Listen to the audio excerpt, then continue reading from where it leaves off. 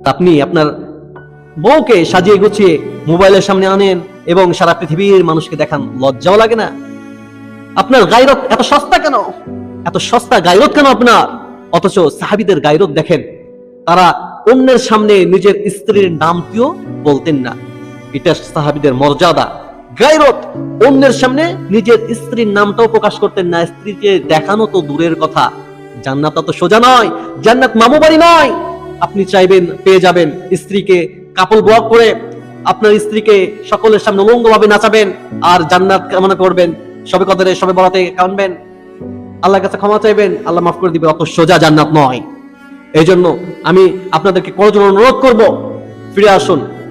আপনি ব্লগ বানান ঠিক আছে, আপনার স্ত্রীকে দিয়ে ব্লগ বানাতে হবে এমনটা নয়। আপনি ব্লগ বানান, আপনার স্ত্রীকে দিয়ে ব্লগ বানাবেন না। কাপল ব্লগ বানাবেন না, আপনার স্ত্রীকে আপনার ঘরের সৌন্দর্যকে সারা পৃথিবীময় দেখাবেন না।